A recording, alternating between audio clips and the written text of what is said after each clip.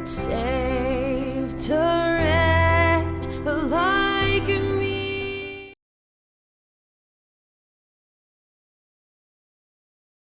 Goeiedag, ons kyk weer na die evangelie, die goeie nuus van Jesus Christus, dit wat gekom het bykans 2000 jaar terug. En dan sien 'n mens dat hierdie werklikhede van die kruis het bykans 2000 jaar terug gebeur.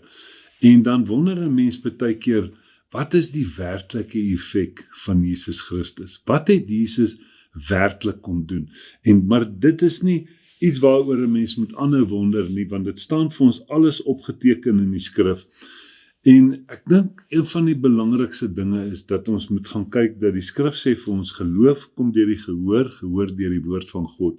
So ons moet gaan kyk dat ons by hierdie werklikhede van geloof bly, by dit wat Jesus Christus vir ons kom doen het, die afgehandelde werk van Jesus Christus aan die kruis.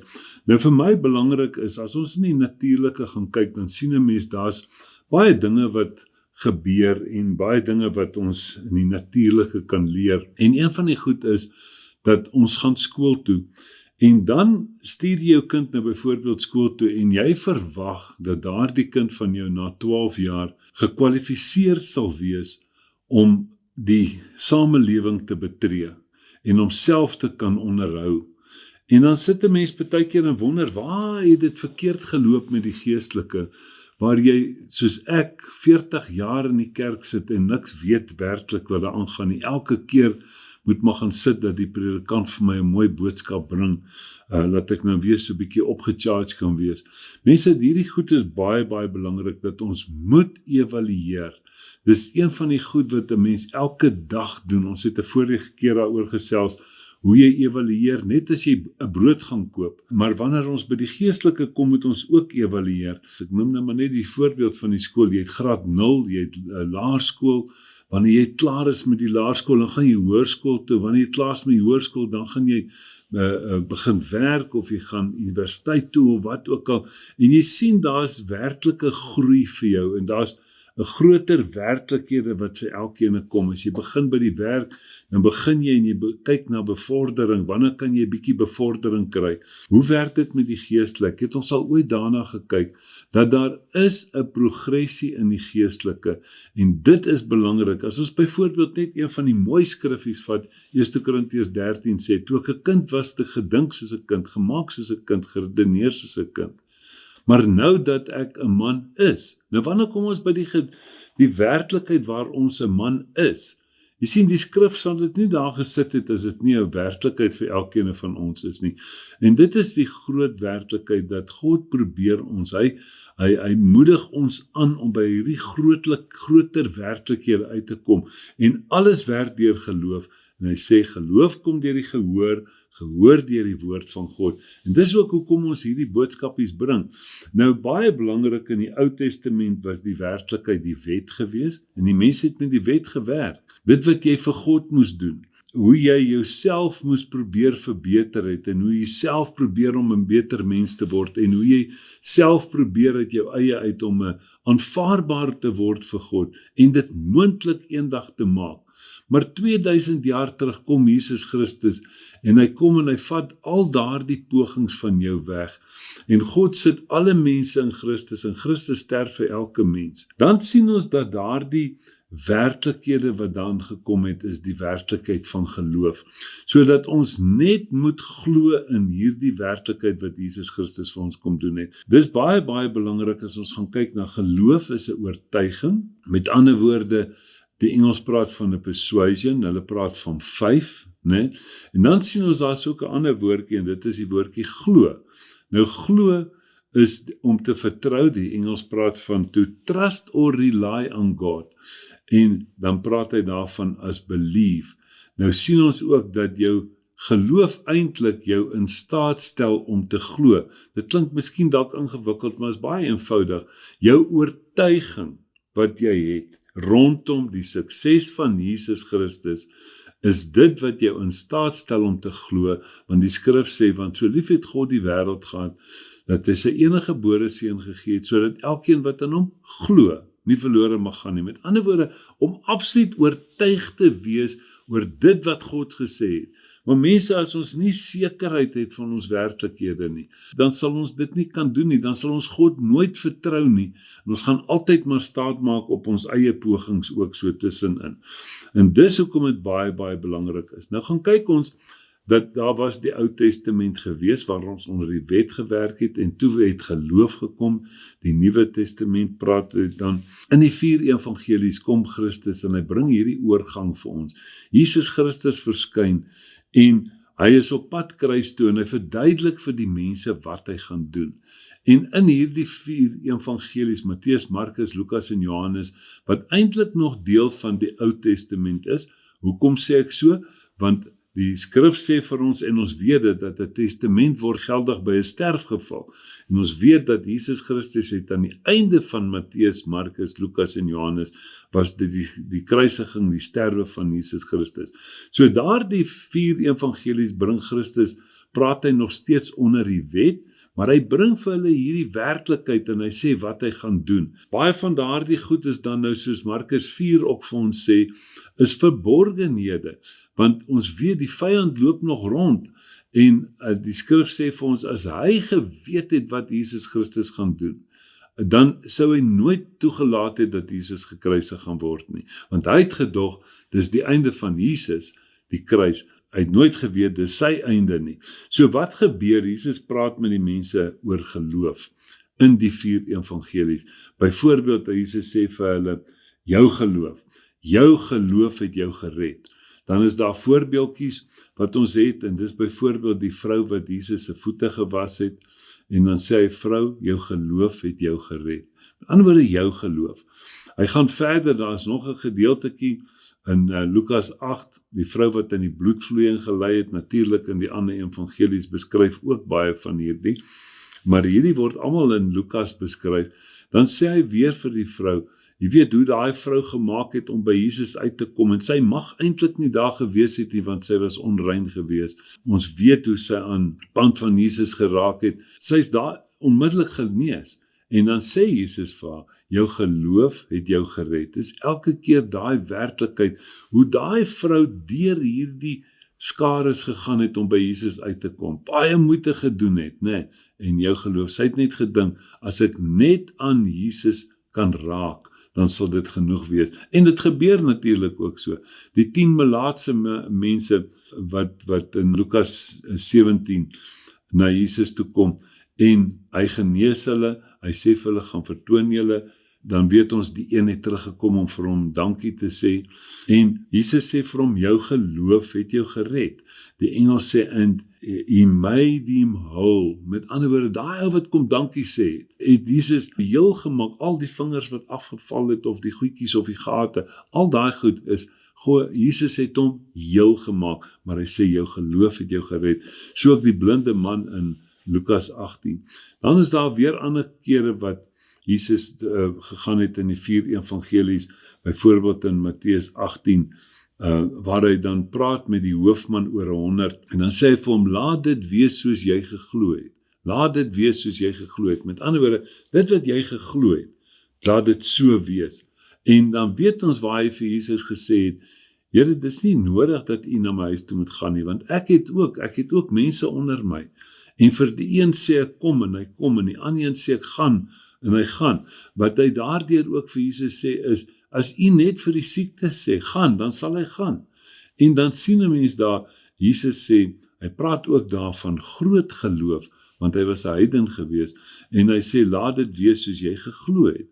En dan is daar ook 'n ander gedeelte waar Jesus van praat, en hy sê, as jy geloof het, en nie twyfel nie, dan kan jy vir die berg sê, werp jou in die see. Met ander woorde, as jy geloof het en nie twyfel nie. Nou sien ons, dit is absoluut, dit is elke keer jou geloof. En dan sien 'n mens dat jy mag ook nie twyfel nie. Nou weet ons hoe maklik het ons geloof, en dan begin 'n ou twyfel en wonder, gaan hierdie ding werklik so werk? Het ek reg gehoor? Het die Here vir my so gesê? Nou net om hierdie probleem dan uit te ruim, kom daar 'n groot werklikheid, en dis die kruis. Nou, Jesus gaan en hy praat met die mense, en ons moet hierdie werklikhede sien. Hy praat byvoorbeeld praat die skrif daarvan in Hebreërs 5 van vers 11 tot 14, praat hy oor die melk. Hy sê vir hulle daar, kyk maar, hy sê, waaroor ons veel te sê wat swaar is om te verklaar. Hoekom? Omdat julle traag geword het om te hoor, want ons moet besef, geloof kom deur die gehoor deur die woord van God. Hy sê, want hoewel julle vanweer die tyd leraars behoort te wees, het julle weer nodig dat 'n mens julle die eerste beginsels van die woorde van God moet leer, en julle het weer 'n behoefte aan melk en nie aan vaste spys nie. Want elkeen wat melk gebruik is onervare in die woord van geregtigheid, omdat hy 'n kind is. Hy sê nie man, julle is stupid of wat ook al nie. Hy sê julle is net onervare. Nou wanneer gaan ons ervare word? Jy sien, waarin moet jy ervare word? In die woord van geregtigheid. Hy sê omdat jy 'n kind is, sodat jy 'n man kan word, soos wat 1 Korintiërs 13 vir ons sê. Jy sien, al daai goedjies is goed wat ons vashou. Hy sê maar vaste spys is vir volwassenes wat geestesvermoë besit deur die gewoonte geoefen om goed van kwaad te onderskei. Mense, hierdie gedeelte is vir my baie, baie belangrik. As ons gaan kyk na die melk, want elke soogdier gebruik melk. Hy begin op melk en dit is die manier hoe hy sy voeding inkry. Maar weet jy, geen soogdier kan op melk bly nie. Die oomblik wat hy op melk bly en nie oorgaan na vaste spys nie, dan gaan hy sterf. Hy gaan doodgaan. Maar ons sit baie keer in ons tradisionele siening van die geestelike, bly ons op melk, want ons kom nie uit by die geregtigheid uit, waar Christus ons weer geregverdig verklaar het, met ander woorde, geregtig om te wees asof jy nie gesondig het nie. Ander woorde, dis baie, baie belangrik. Hy sê vir ons, hy sê, ons moet julle oor en oor met melk voed, want julle is nog nie gereed vir vaste spys nie. Maar as jy nie op 'n punt gereed word nie, en dit is hoekom mense afdwaal, dis hoekom mense wegbreek, opstandig raak en afstig en alles, is omdat ons op melk bly en dan begin jy 'n honger kry, want jy kry nie genoeg voeding nie. En dan kyk ons, en dis hoekom dit belangrik is dat ons aangaan na vaste spys toe. Nou wat wil ek vir ons daardeur sê? Kyk gou na die gedeeltetjie toe. Dan kom ons nou na die kruisiging, met ander woorde die kruis. Efesiërs 3 vers 11 sê dat God het sy ewige voorneme opgeneem in Jesus Christus. So, God het nie probeer met Adam en toe Abraham, toe Moses en so deurgegaan nie. God se oorspronklike idee was Jesus Christus van die begin af. En nou kom hy, nou praat hy byvoorbeeld van Abraham in Romeine 4, na die kruisiging en die opstanding, en sê Abraham, sy geloof het hom as geregtigheid gereken. God het sy geloof as geregtigheid gereken. Nie die wet nie, sy geloof, met ander woorde daardie oortuiging vir hom. Maar nou sit ons dat daar's 'n groot probleem. Daar's regtig 'n groot probleem wat ons elke keer miskyk en wat ons oorgaan, want soos ons gesien het in die 4 evangelies, gaan dit oor jou geloof, en as jy glo, en nie verslap nie, of nie twyfel nie. Maar nou kom die boodskap van die kruis sê, Galasiërs 2 vers 20 sê, ek is saam met Christus gekruisig, ek leef nie meer nie. Wat nou? Want nou leef jy nie meer nie, hoe kan jy glo? Jy sien, en 2 Korintiërs 5 vers 15 sê, as een vir almal gesterf het, dan het almal gesterf, en hy het vir almal gesterf. So die wat lewe nie meer vir hulle self leef nie, maar vir die een wat vir hulle gesterf het en opgewek is. Hy sê, daarom sien ons niemand meer na die vlees. Daarom sien ons niemand meer na die ou mens nie. Hy sê, daarom, as iemand in Christus is hy 'n nuwe skepsel. Die ou dinge het verbygegaan. Met ander woorde, jou geloof.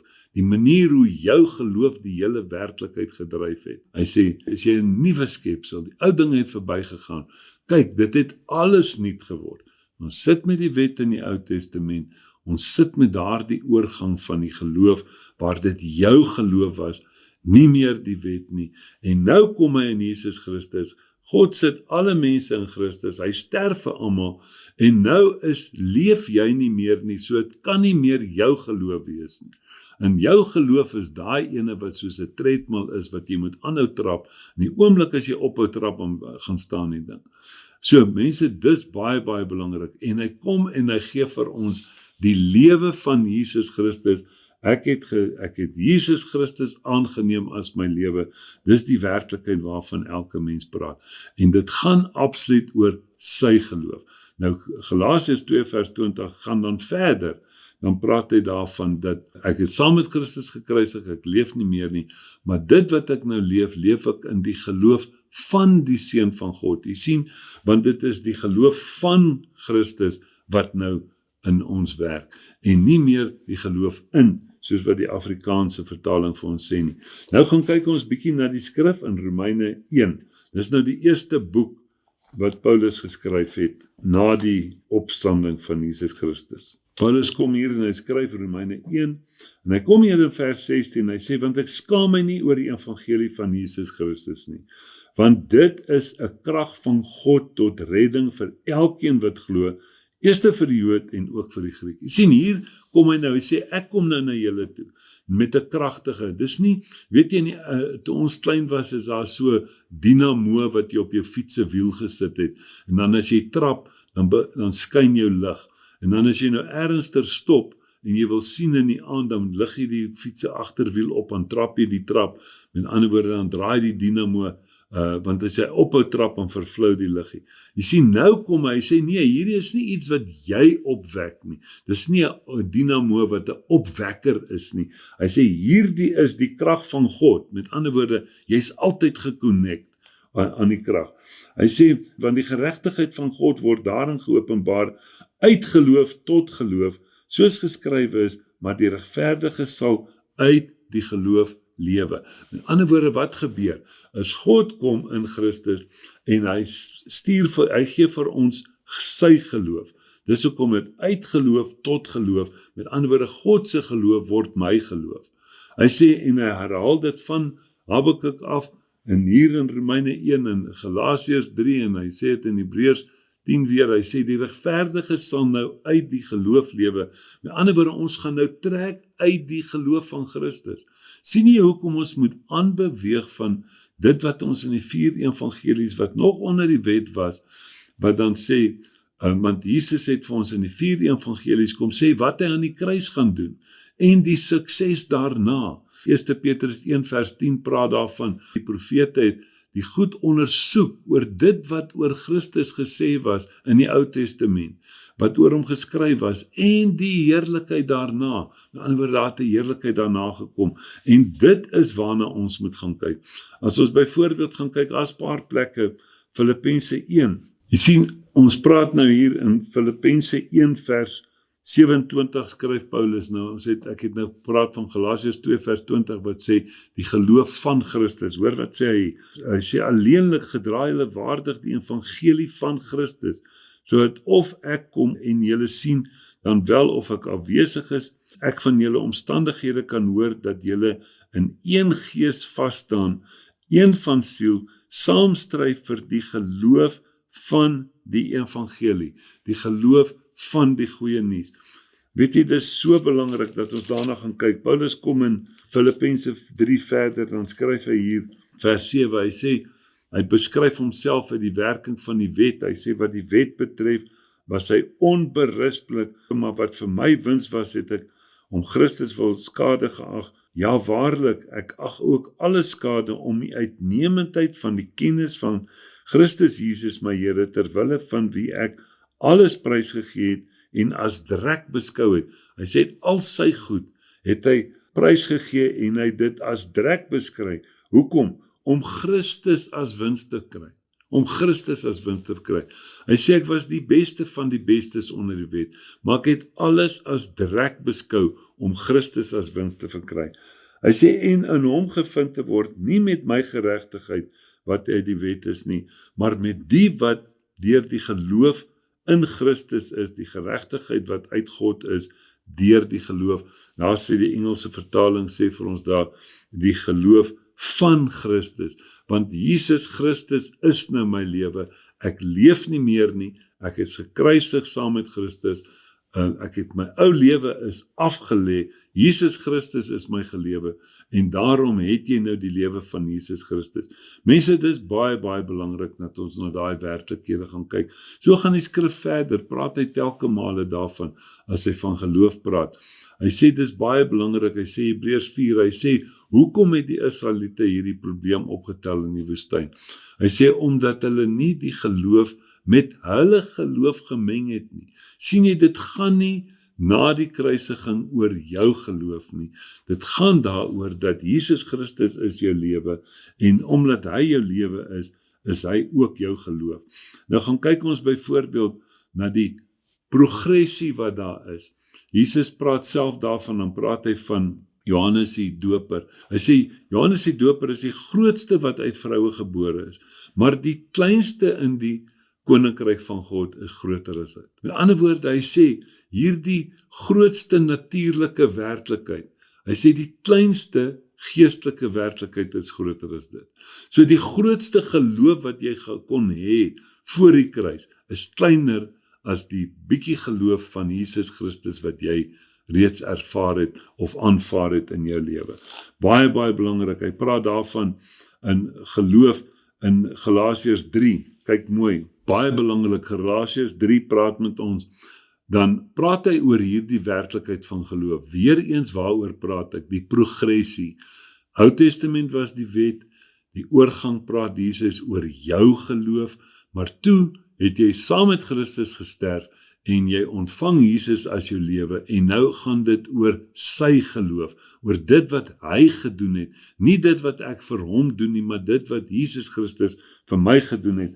Lees mooi hierso Galasiërs 3 vers 22, maar die skrif het alles ingesluit onder die sonde, sodat die belofte uit die geloof in Jesus Christus aan die gelowiges gegee kon word.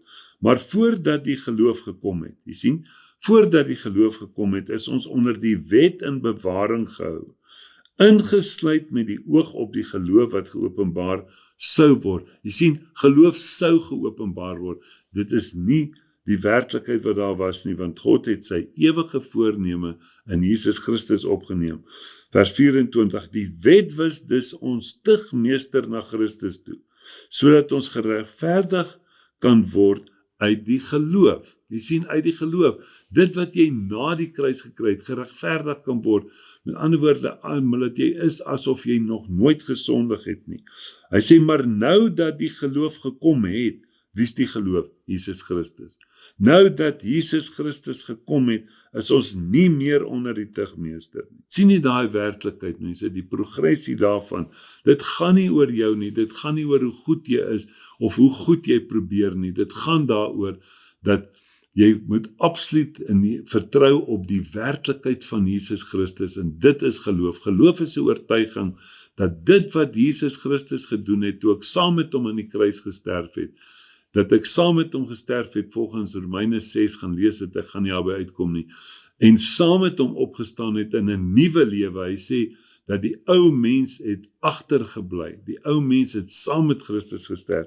Hy sê dat hy sê dan, maar nou dat die geloof gekom het, is ons nie meer onder die tugmeester nie, want julle is almal kinders van God deur die geloof in Jesus Christus. Mense, baie, baie belangrik.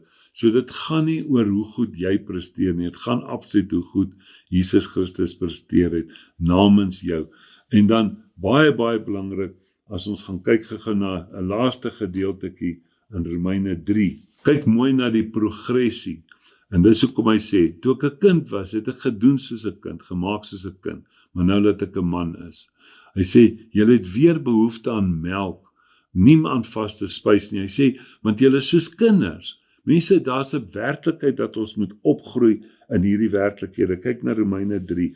Hy praat hier van die wet, dan praat hy in die 19de vers, nou weet ons dat alles wat die wet sê, hy dit sê vir die wat onder die wet is, sodat elke mond gestop en die hele wêreld voor God doenwaardig kan wees, aangesien hy die werke van die wet geen vlees voor God geregverdig sal word nie, want deur die wet is die kennis van sonde. Maar nou, nuwe werklikheid. Maar nou is die geregtigheid van God geopenbaar, sonder die wet, terwyl die wet en die profete daarvan getuig. So, dis 'n werklikheid, die wet en die profete, die Ou Testament, was 'n werklikheid.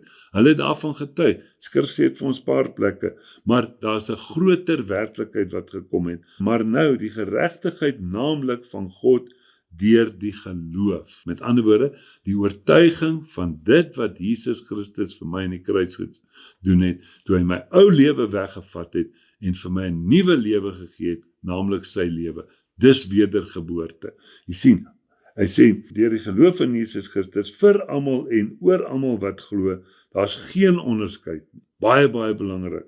Hy sê, want almal het gesondig en het ontbreek aan die heerlikheid van God, en hulle word deur sy genade, sonder verdienste geregverdig, deur die verlossing wat in Jesus Christus is. Mense, hierdie is die groot werklikheid. Dan gaan hy aan na Hebreërs 11 vers 1 toe, en sy geloof is nou 'n vaste vertroue in die dinge wat ons hoop, die dinge wat ons nie sien nie. Met ander woorde, dis nie dat dit nie daar is nie, dis 'n werklikheid, maar dit gaan nie meer oor hoe goed ek presteer nie, dit gaan om in die skrif te kyk, geloof kom deur die gehoor, gehoor deur die woord van God, om te kyk, hoe goed het Jesus Christus presteer, en hy is nou my lewe. Amen.